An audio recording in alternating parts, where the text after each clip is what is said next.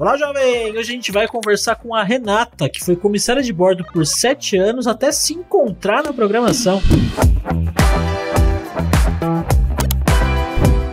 Renata, então primeiro conta pra gente aí quantos anos você tem e o que você faz hoje. Bom, eu tenho 29 anos. Hoje eu sou desenvolvedora de software na Yugo. Eu trabalho para uma squad chamada Operações. É um time voltado para implementar melhorias e correções apontadas pelos clientes da Yugo e também algumas novas funcionalidades nos sistemas já existentes na Yugo. E você sempre gostou de tecnologia, de videogame, né? Fiquei sabendo que seu pai tinha uma locadora lá na cidade que você morava, no interior do Rio Grande do Sul, e que você sempre gostou disso, né? É, bem pelo contrário.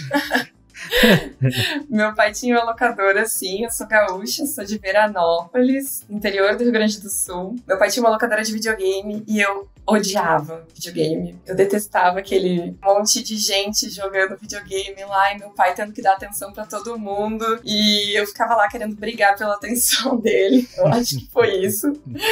Eu nunca gostei de videogame, mas, né? Olha aí, onde eu vim parar, né? No mundo de tecnologia. Pois é, chegou aí, hoje tá trabalhando com que tecnologias no dia a dia? Eu trabalho com Ruby. Atualmente com Ruby on Rails, a Yugo usa essa linguagem no back-end.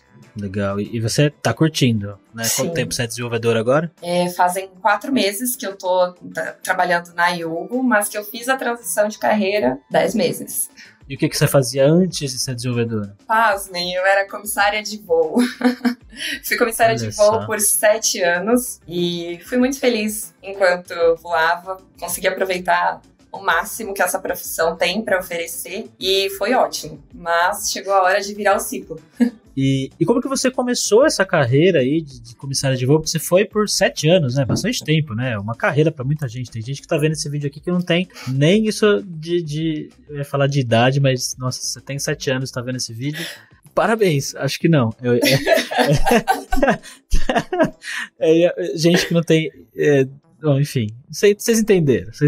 Conta pra gente. Bom, eu antes de decidir que eu queria ser comissária de voo, eu fazia faculdade de Direito, então eu cheguei a cursar até o 5º semestre de Direito lá no Rio Grande do Sul, e no meio do caminho encontrei uma amiga que veio com a ideia: Renata, vamos fazer o curso de comissária de voo? Aí eu, vamos! Aí começamos a pesquisar e comecei curso de comissária. Me formei em 2012 e em 2013 eu fui aprovada no processo seletivo de uma empresa e fiz a mudança. Saí do interior do Rio Grande do Sul com 21 anos e caí de paraquedas aqui em São Paulo, onde eu tô até agora. Fazem 8 anos que eu tô aqui. E você já estava acostumada a voar de avião quando você foi trabalhar como comissária de voo? Não. A primeira vez que eu viajei de avião foi com 16 anos. Eu ganhei uma viagem para a Itália com tudo pago, eu ganhei de melhor aluna. Caramba! Sim, foi uma grande conquista. A minha cidade, ela tem um programa, não sei se tem ainda, mas tem um programa de intercâmbio cultural com uma cidade na Itália. A gente chama de Gemellaggio. E aí, nesse ano, foi 2009, eles escolheram alguns alunos de ensino médio que iam se formar naquele ano para ir representando, cada um representando uma escola do município. Minha cidade é bem pequena, na época tinham 4 escolas e eu fui representando a minha escola. E aí foi meu primeiro contato com o avião, na verdade. E quando você foi trabalhar como comissária de voo, você tinha quantos anos? Eu tinha 21 anos. Ah, tá, mas nesse tempo você chegou a voar de novo ou não? Não voei de novo. Minha primeira viagem foi realmente vir para São Paulo para fazer o processo seletivo. E aí, até eu sempre falo que eu pousei em Congonhas e eu me perdi no aeroporto, né? Porque eu fiquei muito, meu Deus, o que eu tô fazendo aqui? Onde eu tô? E como é que foi para você trabalhar dentro do avião? Porque assim, cá entre nós, Renato, eu tenho um problema com aviões, tá? Até hoje eu tenho um problema com aviões. Toda vez que eu entro num avião, pelo menos até o momento que ele sobe e tá lá no alto, eu fico tenso, assim. Às vezes mais, às vezes menos. Eu tenho um probleminha com o avião. Como que foi isso pra você? Muito tranquilo. Na verdade, assim, o meu problema foi a adaptação. O corpo se adaptar, né, a essa pressurização, despressuriza. Pressuriza, despressuriza. E também a questão do movimento. Eu ficava muito enjoada, nauseada, às vezes, com pouquinho de turbulência. No começo eu sofri muito, eu pensei, será que eu vou ter que desistir por conta disso? Não é possível. Mas foi questão de uns 2 meses, aí eu já tava adaptada. Eu acho que o maior problema não é nem estar e trabalhar dentro do avião, porque tu vai se adaptando com o tempo. O problema maior são os horários, que não existem, né? A rotina, ela é muito doida. Existe uma rotina de voo, né, que a gente segue muito a risco. Horários de entrar no avião, os procedimentos internos, tudo isso é muito rotineiro. Agora, os horários é algo muito aleatório. Cada dia tu acorda num horário, tu almoça num horário, tu vai dormir num horário. Não dá pra ter uma rotina, né? Não tem. Não tem. Mas você não tinha nenhum problema com o avião, com as turbulências e tal? Tipo, era super tranquilo mesmo pra você? Muito tranquilo. Meu pai fala até hoje que ele só se sentia seguro na hora de decolar, que o problema dele era igual ao teu. Acho que ainda faz tempo que ele não voa, sabe? Mas até que decolava e estabilizava. Até esse momento ele ficava até de olho fechado, assim, só ia abrir depois que a gente já tava no ar, bem tranquilinho. Eu tenho uma sensação dentro do avião de insegurança. O avião, não sei porquê, mas pra mim, eu tô ali sentado nele, e às vezes ele dá uma balançadinha assim, eu não sei, às vezes ele faz uma curva, ele sobe um pouco, eu fico pensando, será que é normal isso? Será que... Uma ideia aí, ó, pras empresas de aviação, pra mim, se tivesse uma rádio do comandante, assim, ó, que eu pudesse ouvir ele falando assim, agora a gente vai passar aqui no lugar aqui, ó, que vai dar uma balançada, agora a gente vai virar à direita, agora a gente vai descer um pouquinho, eu ia ficar super tranquilo. Será? Será que não ia piorar? Não sei. Ai, meu Deus, é legal. E como que você via esse trabalho, Renata? Você pensava em, tipo, você comissária a vida toda? Ou você pensava, isso aqui é uma coisa temporária, um dia eu vou fazer alguma coisa diferente? Como é que era isso pra você? Eu não via como algo muito temporário, assim, mas eu também não me via a vida inteira ali, pensando assim, será que eu quero me aposentar? Se bem que hoje em dia a gente não pode nem pensar em aposentadoria. É muito difícil conseguir pensar numa aposentadoria no Brasil, eu acho. Mas eu não pensava nisso. Nossa, eu me vejo a vida inteira. Mas nunca foi algo que eu sempre... Que eu pensei, vai ser por esse período. Eu gostava daquilo. Então, assim, enquanto eu estivesse bem e feliz fazendo aquilo, tava bom. Eu nunca pensei a longo prazo, sabe? Mas algo dentro de mim dizia assim... Depois de eu trabalhando com uns 3 anos, mais ou menos, voando, eu sentia que eu estava usando muito pouco a minha mente para trabalhar. Eu precisava usar a lógica, eu precisava desenvolver alguma outra coisa dentro de mim que eu não estava conseguindo trabalhando como comissária. Porque a gente desenvolve várias coisas sendo comissária, trabalhando com pessoas no geral, questão de empatia, de tu olhar pra outra pessoa como um ser humano. Aquele passageiro que tá ali na tua frente, ele não é simplesmente um passageiro que tá ali passeando, indo viajar. Ele é um passageiro, às vezes, que pagou essa viagem em 12 vezes, que tava ansioso por aquele momento. Ou é um passageiro que tá indo enterrar um familiar em outro estado. Então, assim, existem várias situações, vários cenários. Tu começa a olhar para as pessoas com outros olhos, se colocar no lugar do outro. Então... E eu sentia que eu precisava desenvolver outro lado, que era usar a minha cabeça, a minha mente para alguma coisa. E eu não estava conseguindo mais nessa área. Nessa época, até comecei a pensar, será que eu voltava para a faculdade, né? Voltava a fazer faculdade de Direito. E até voltei por um semestre aqui em São Paulo. Uma época, eu fiquei... Nessa época, a gente podia pedir direcionamento de voo para ponte aérea. Então, eu fazia Rio-São Paulo-Rio, todos os dias, praticamente. E aí eu fiquei fixa na ponte aérea por 6 meses. Eu fazia faculdade de manhã e fazia ponte aérea que começava à tarde, terminava lá por 9h30, 10 horas da noite. E assim era a rotina. Foi bem pior do que se eu tivesse seguindo a minha escala tradicional. Bem mais cansativo e aí eu não aguentei mais que um semestre. Não deu certo. Não deu certo. E como é que foi que a tecnologia surgiu na sua vida, Renata? Bom, como o mercado da aviação sempre foi muito instável, né? Eu já tinha 5 anos e pouco nessa empresa que eu comecei a trabalhar e ela veio à falência em final de 2018, início de 2019. Então, com a demissão dessa empresa, eu me vi muito perdida. Eu pensei, o que eu vou fazer agora? Porque eu já estava com 26 anos... Eu já tinha conquistado a minha independência financeira, eu já tinha saído da casa dos meus pais, eu já estava com uma outra visão de mundo. Então eu não conseguia pensar em, meu Deus, agora eu vou começar do zero, uma faculdade que leva muito tempo pra ter um retorno às vezes, né? E às vezes não é nem garantido, né, que tu vai ter um retorno. Então surgiu um casal de amigos, que eu sou muito grata a eles até hoje, que plantaram uma sementinha na minha cabeça. O Igor é desenvolvedor há muitos anos e a esposa dele, a Milena, era geóloga e fez uma transição de carreira quando eles se mudaram para Lisboa. Ela fez um bootcamp lá em Portugal e virou dev. Ela é desenvolvedora lá em Lisboa, trabalha com isso também. Eles plantaram essa sementinha e eu comecei a estudar algumas coisas por conta, fazer alguns cursos de lógica de programação, comecei a olhar mais para a linguagem mais de marcação, né? HTML, CSS, até dar uma olhadinha em JavaScript. Isso tudo no início de 2019, final de 2018, início de 2019. Mas, mesmo assim, eu tava gostando, eu tava super empolgada. Nessa época... Você gostou desde o início? Gostei. Gostei, de verdade. Era uma coisa que quando você imaginava programação e tal, era aquilo que você imaginava quando você se colocava em contato com aquilo? Porque muitas pessoas no início têm uma dificuldade de abstrair o que elas estão aprendendo e praticar mesmo, até ter uma visão. Exato. Foi tranquilo pra você isso no início? Como eu estava estudando sozinha, eu acho que falta um pouco dessa visão de realidade mesmo, né? Porque eu fico ali olhando e testando e vivendo sozinha, né? Mas eu tinha uma visão muito pior, vou te falar. Eu olhava para aquilo, inclusive eu falei inúmeras vezes, será mesmo que eu vou ser capaz de fazer isso? Porque eu acho que é algo tão difícil. Pra mim sempre foi um monstro. Tecnologia, eu sei o básico de computação. Como é que eu vou me enfiar nesse mundo? Sabe? Às vezes dos hackers, né? Isso.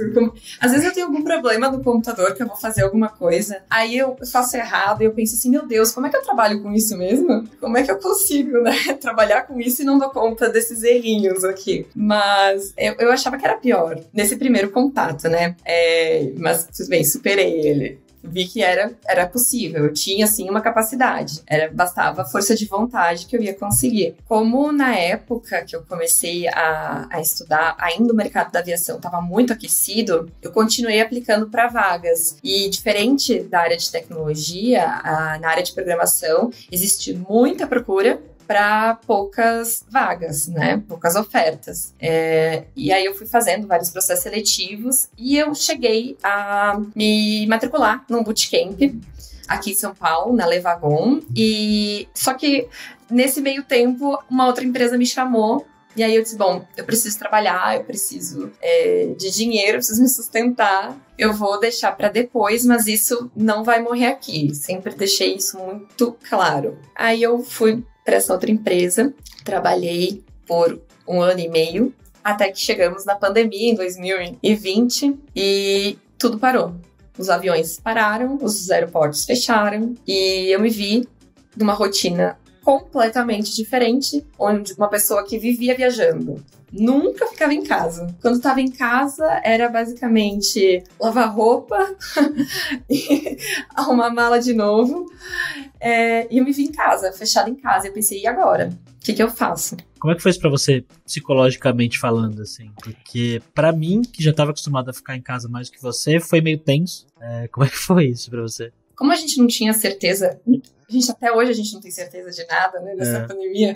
Mas como a gente não tinha dimensão do que estava para vir, o que estava para acontecer, nesse primeiro momento eu só aproveitei. Porque para mim foi uma sensação assim, obrigada, meu Deus, eu posso ficar em casa agora. Posso fazer coisas, posso ver TV, posso dormir tarde. Exato.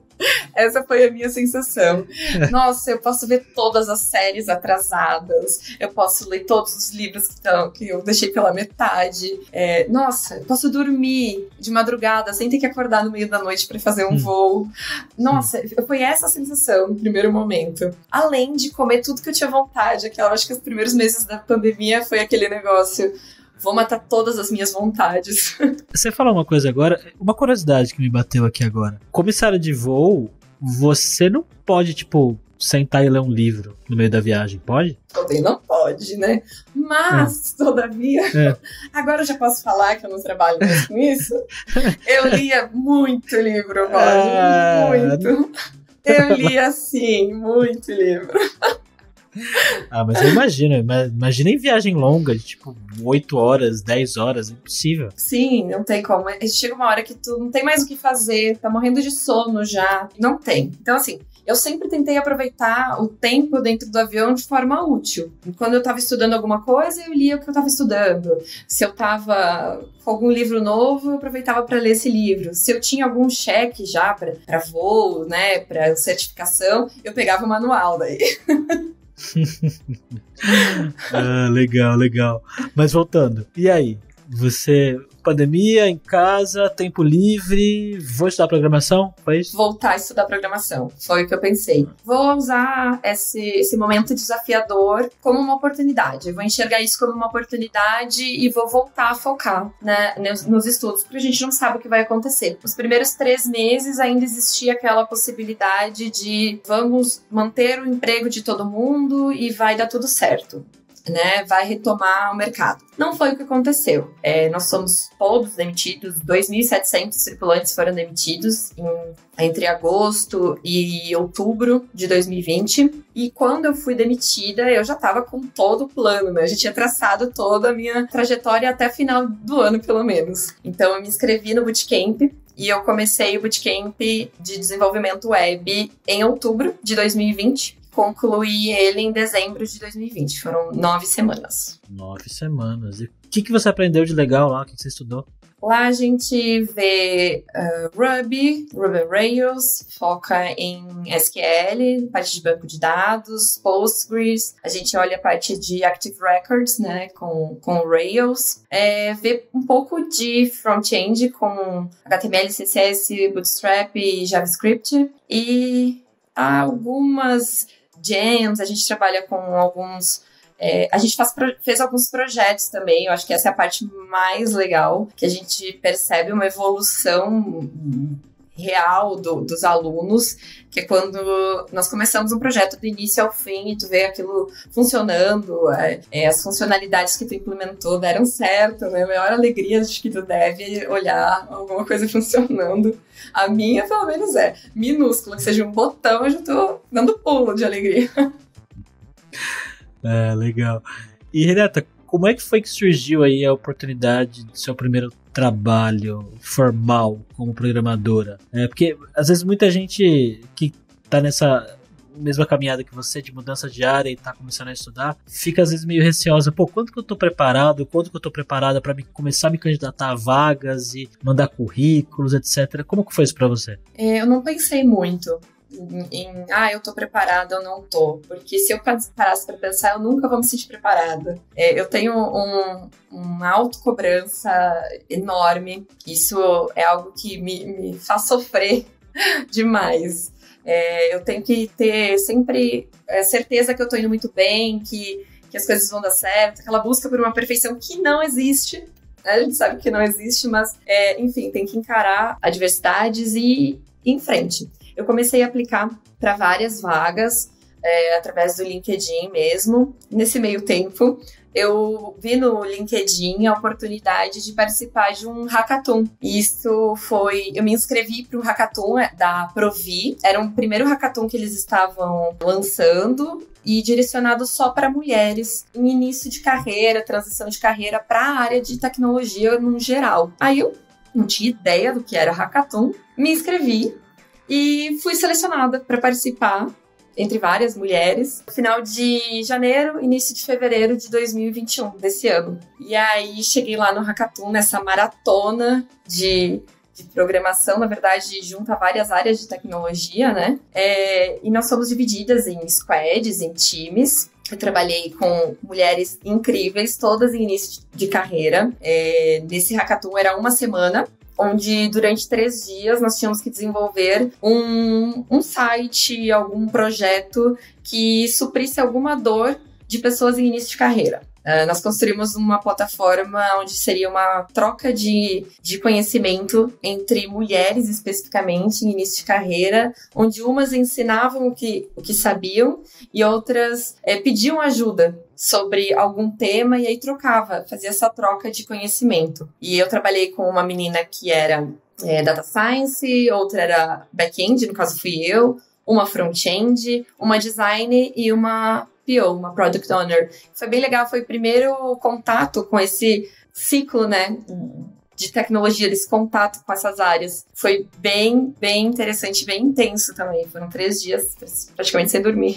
Engraçado que, às vezes, a gente vê aí nas redes sociais, na bolha tech, eu já vi algumas vezes no Twitter, o pessoal falando mal de hackathon, falando que é trabalho de graça, nunca vou fazer isso na minha vida. Eu até entendo, pessoas que não querem, né? Mas eu acho que esses eventos, sejam eles hackathons ou qualquer outros, dão essa oportunidade de você, às vezes, se colocar em contato com outras pessoas ali, né? Conhecer gente que eventualmente pode te trazer uma oportunidade, ou às vezes alguém que não vai te trazer uma oportunidade agora, mas que um dia, quem sabe, vai ser a conexão que vai te trazer, te ajudar de alguma forma, né? E isso é muito legal. Mas se eu não tivesse ido nesse hackathon aí, quem sabe? Pode ser que você estivesse trabalhando em outro lugar, né? Sim. Você poderia estar aí hoje também, mas é importante dar a cara, né? Conhecer as pessoas e participar desses eventos. Eu acho que o importante é isso mesmo, Gabs, dar a cara a tapa, sabe? Tu se colocar no meio, participar. Eu acho que a gente tem que sempre pensar no lado positivo. Eu sou muito de olhar o lado positivo das coisas. E não só pensar, isso é para usar o meu trabalho de graça, ou não sei. Eu acho que a gente tem que olhar. Eu tô em início de carreira, eu tenho que aprender.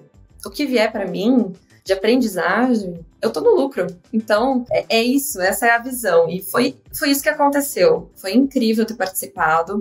Foi por meio do hackathon que eu conheci a Yugo, porque além da Yugo tinham outras empresas que patrocinaram o evento, estavam presentes ali, e a gente pôde conhecer um pouco de cada empresa, conhecer sobre as tags que eles usavam, sobre várias coisas. E no final a gente teve um esquema de matches entre empresas e candidatas, e as empresas que iam dando match com as candidatas, nós tínhamos uma rodada de entrevistas, que eram curtas, assim, de no máximo 30 minutos, e eram todas num dia só, assim, eu lembro que foi super cansativo, inclusive, repetir as mesmas respostas, as mesmas perguntas todo dia, né, mas foi por meio do hackathon que eu conheci a Yugo e que, graças a Deus, eu tô aqui hoje.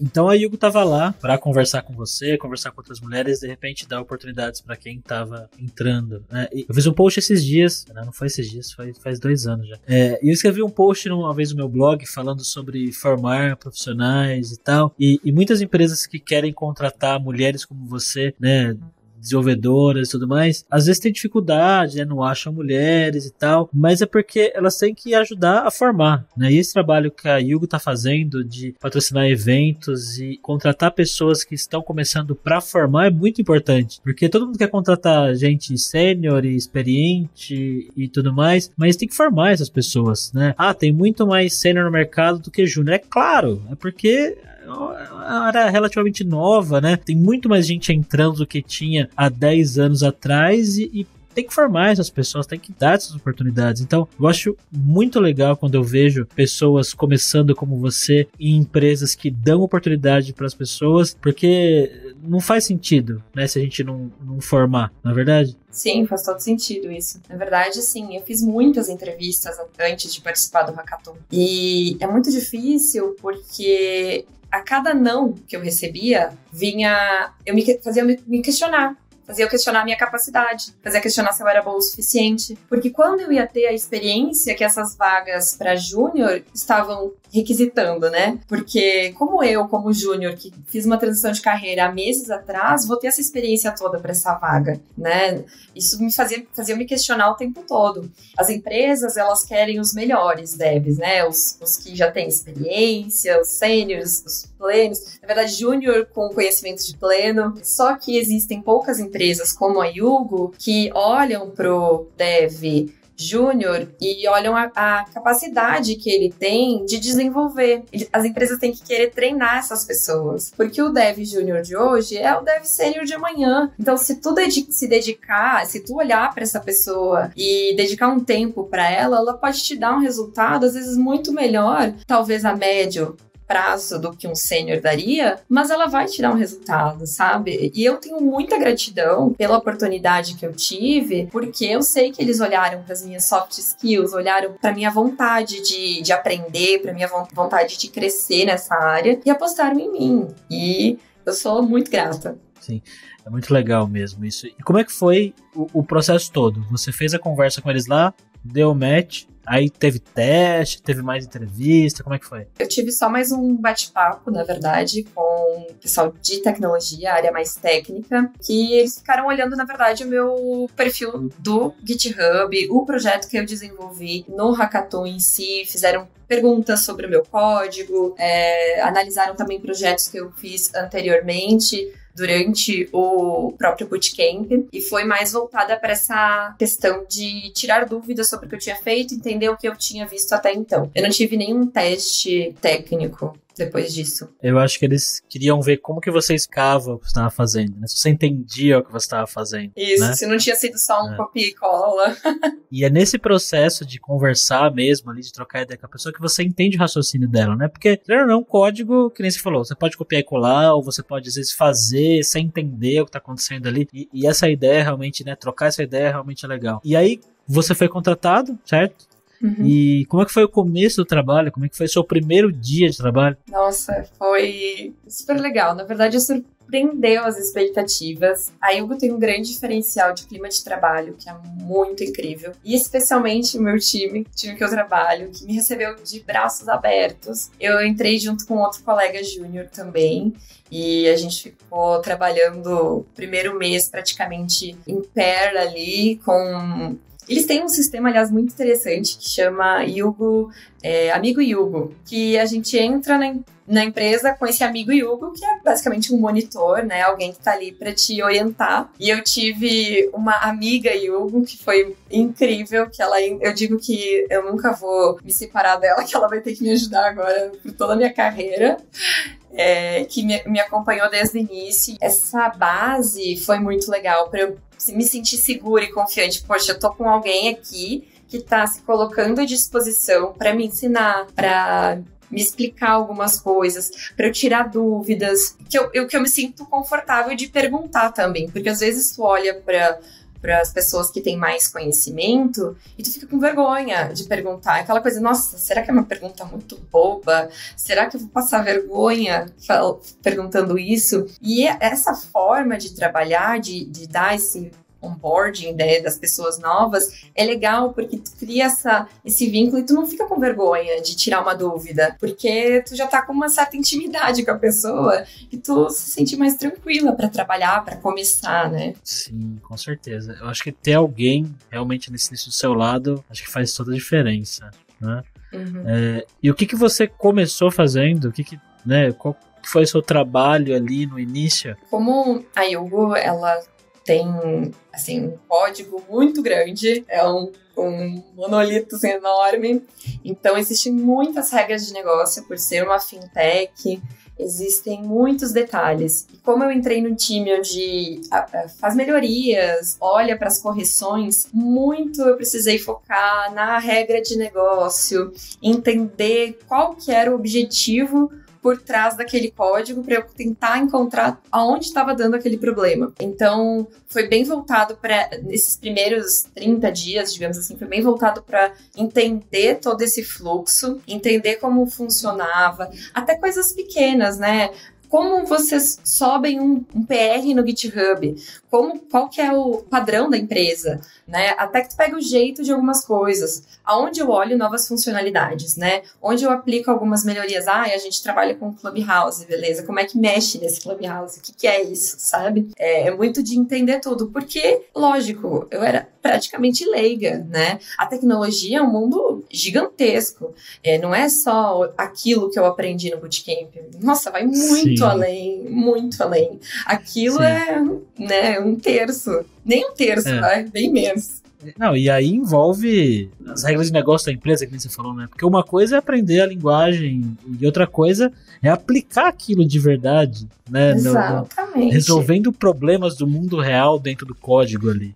Exatamente, resolvendo a dor do cliente, né? Olhando para aquilo, tá? Agora sim é real. Eu tenho que resolver uma dor que existe e que é o mundo real. Não é um projeto que eu tô inventando, não é nada disso. E esse primeiro contato com o trabalho, como é que foi pra você? Você achou... Foi chocante, entre aspas? Tipo, era muito diferente do estudo, do bootcamp pra você? Como é que foi o sentimento ali no dia a dia? Sim, foi. Eu olhava para aquilo tudo e eu pensava assim, cadê aquelas coisas que eu aprendi? Que eram mais simples, que tinham bem menos arquivos, bem menos pastas. Cadê tudo aquilo? Aqueles métodos mais fáceis. Um index, um create, coisas simples, assim, cadê? Ai, foi bem assustador, confesso, assim, que... É um trabalho mental diário de tentar não se frustrar, porque realmente é muita informação. E tentar entender que eu não vou saber tudo do dia pra noite, que tem que pegar pequenas partes e ir entendendo. É um negócio gigantesco que envolve muita coisa, então é tentar focar em pequenas partes. Entende essa, aí volta pra outra. Todo dia assim, um pouquinho, né? Isso, todo dia um pouquinho. E tentar não se comparar, né? É aquela velha história. Desde do bootcamp. Eu olhava pro lado, via que o colega estava mais acelerado e eu pensava, meu Deus, eu não sei nada. Eu sou muito burra, eu não vou dar conta.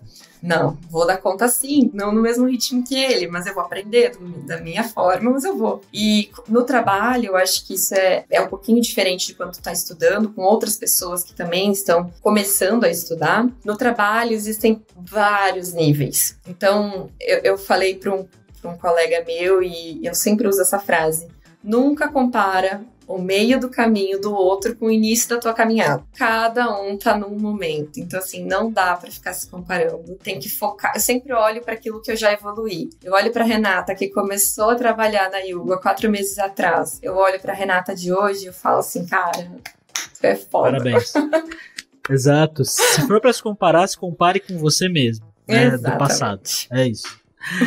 E, Renata, você trocou de emprego, né, mudou de área, e muita gente vê isso como começar do zero. Você acha que você começou do zero? Tem alguma coisa, alguma habilidade, algum ensinamento que você trouxe da sua vida lá de comissária de voo hoje para a carreira desenvolvedora que te ajuda ou que te ajudou a estar onde está hoje? Eu sempre tive essa impressão também, eu vou ter que recomeçar, né? Vou ter que começar do zero. Muito pelo contrário, eu acho que tudo é bagagem. E eu tô com a minha bem carregada de muita experiência. E não só pela minha trajetória profissional, idade, né? Enfim, eu tenho... Conversando com o meu líder e com as pessoas do meu time, muitas vezes a gente comenta. E eu não achava que isso faria tanta diferença, mas a questão de eu trabalhar em equipes diferentes todos os dias, cada voo ser uma tripulação diferente, e a comunicação que, assim... Ser comissária de voo é se comunicar o tempo inteiro. Ajuda muito no meu dia a dia. Ajuda na minha forma de conversar com os colegas, na forma de resolução de problemas também. Esse olhar para a resolução de problemas, eu às vezes paro para pensar e comparar com algumas coisas da aviação, porque a gente passa por muitos treinamentos. Então, como comissária, se eu ouvisse um sinal sonoro X, eu já sabia a ação que eu tinha que tomar. É algo... É automático, cada um já sabe a sua função, cada um já sabe o que tem que fazer. E a gente treinou para isso, para não ter um problema maior. A gente tem uma tomada de decisões. E eu trago muito isso para programação, porque a gente olha para um problema, olha para um fluxo, e se cada um sabe o seu trabalho, o seu papel, as coisas fluem, o sistema flui, e é muito parecido. Então, assim, tem muita coisa que eu trago da minha experiência anterior como comissária, e com certeza, de alguma forma, eu tô somando a equipe com essa experiência. Muito legal. Eu sempre falo que aquele estereótipo da pessoa desenvolvedora que é o hackerzão da Matrix, né, de capuz no escuro ali, não sei o quê, é uma coisa que não existe. Quer dizer, claro que deve ter pessoas que são assim, né? Deve ter. Mas, no geral, a grande maioria das pessoas que eu conheço que são grandes pessoas desenvolvedoras aí, em empresas grandes, né? Que se dão super bem e tal, são justamente pessoas que sabem se comunicar muito bem, que têm empatia, que sabem, né, trocar ideia e falar o que tá pensando, expressar muito bem o que quer dizer, e isso é muito legal, né? Eu acho que você já veio com isso. Sim, né? com certeza. Isso é uma vantagem, você veio com uma vantagem. É verdade. Eu tinha muito receio de ser julgada com essa questão de estereótipo, de talvez não ser aceita, né, no meio, mas eu consegui quebrar essas barreiras, assim. Eu nunca ia deixar de ser quem eu sou, tentar, sei lá, colocar uma máscara e fingir que eu sou aquela que ama videogame, porque eu vou estar mentindo e uma hora a máscara vai cair. Mas eu tinha medo de ter que me provar boa o tempo todo. Eu tenho que provar que eu sou boa, eu tenho que provar que eu sou inteligente, eu tenho que provar que é além, que eu vou além, que não é porque eu vim de outra área, que eu fazia outra coisa. Uma área, inclusive, que é muito mais voltada para olhar pro rostinho da comissária, pro sorriso bonitinho lá dela com as mãozinhas, assim, bom dia, boa tarde, boa noite, do que olhar para todo o lado intelectual, tudo aquilo que ela estudou. Ela tá ali na frente com as mãozinhas, dando sorriso, mas ela tá pensando em várias coisas. Ela tá pensando que tá rolando abastecimento, se acontecer alguma coisa, eu tenho esse procedimento para fazer. Então, assim, existem várias coisas por trás. Mas quando tu entra na área de tecnologia, é o computador. Às vezes, agora home office, nem a tua cara eles olham, né? Então, tu tem que provar que tu é boa com a tua inteligência, com a tua capacidade, né, de desenvolver aquele código. Então, eu tinha muito esse medo, mas ultrapassei. E, Renata, para fechar, e para pessoas, especialmente mulheres, né, que estão trabalhando numa área que não tem tanto a ver com tecnologia ou não tem nada a ver com tecnologia, então vendo esse vídeo, assistiram aqui até agora e estão pensando, putz, né, legal, quero fazer também, quero seguir essa carreira também. Que dica que você dá para essas pessoas, Renata? Eu diria, persistam, tenham muita determinação, porque se questionar é normal, a gente vai se questionar. Mulheres, principalmente, a gente se questiona o tempo todo, essa busca pela perfeição, mas a determinação, a vontade de querer aquilo, de conquistar aquilo tem que ser maior.